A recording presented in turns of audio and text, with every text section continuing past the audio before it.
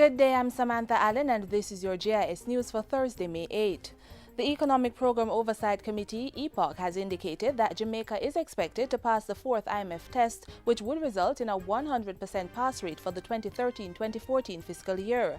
A team from the International Monetary Fund is in the island from May 5 to 16, assessing the country's performance for the January to March quarter.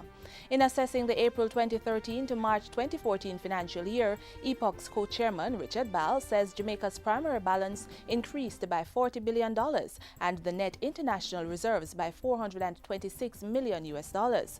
Government's tax revenues also grew by $24 billion, although it missed the $360.5 billion target. Mr. Ball said the fiscal balance also improved. They managed to come out with a surplus of $1.7 billion.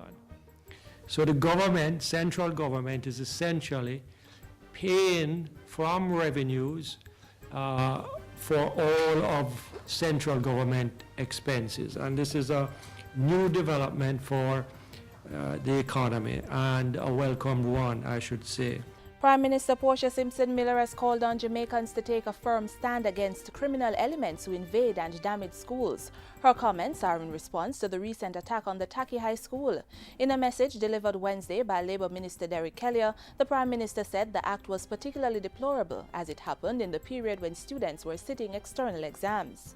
I have been assured that Minister Thwaites and his team at the Ministry of Education will do everything to restore normalcy.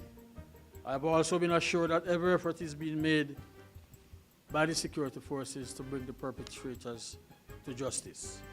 Minister Kelly delivered the Prime Minister's comments at the launch of Workers' Week and Labor Day 2014 at Jamaica House. Meanwhile, Jamaicans are urged to uplift communities on May 23 under the theme Take a Stand, Beautify Our Land. The 2014 Labor Day theme was revealed Wednesday by the Youth and Culture Ministry, which is collaborating with the Labour and Local Government Ministries to execute this year's observance. Minister Lisa Hanna encouraged persons to use the day to protect the natural environment. So if you have environmental issues in your communities, let us get out there and do it.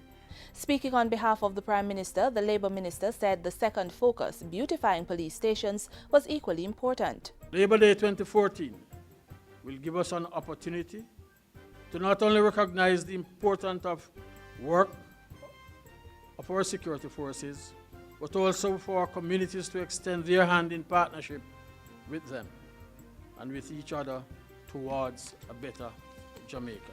For his part, Minister Kelly said the Workers' Week observation was an opportunity to show the nation's gratitude for the important national contribution of the labor force. Workers' Week will be celebrated from May 18 to 23 and includes a public forum at Emancipation Park to recognize employees. Labor Day activities include a church service on May 18, and the national project is the Climate Change Park in Portmore, St. Catherine. For the first time, all book lists for schools are to be approved by the Ministry of Education. The Portfolio Minister, Reverend Ronald Thwaites, made that announcement as he contributed to the sectoral debate in Parliament Wednesday. He said all book lists have been reviewed and his ministry would be approving the list of books that schools should issue to parents. No book lists are to be issued by schools unless approved by the Ministry of Education. We're giving some guidelines. Parents should not be spending more than an average of $5,000 on supplementary texts at the primary level. And if there is a doubt, please call us and we will explain. And about $12,000 at the grades 7 to 9 levels at the secondary schools. This year, the ministry has allocated over $900 million to the textbook program, but the textbook cycle has been adjusted from 3 to 5 years for some and from 5 to 7 years for other texts. This should save the administration over $88 million.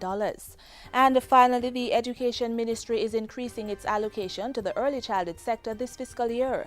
Minister Thwaites says $14.1 billion is budgeted to meet the needs of all students from infant school to grade 3. This is in addition to the $316.5 million that will be spent on supporting and improving early childhood education. The sums in aggregate have never been larger before than they are now, and this is on purpose. Minister Thwaites also revealed that $1.05 billion of those funds is reserved to provide free breakfast for 70% of early childhood students. $2.4 billion, meanwhile, will be spent to ensure that students benefiting from PATH can continue to get free lunches 3 days per week. Parents are asked to contribute between $45 and $60 per day to cover part of the cost of the lunch for the other 2 days. And that's it for JIS News Today. I'm Samantha Allen. Thanks for watching.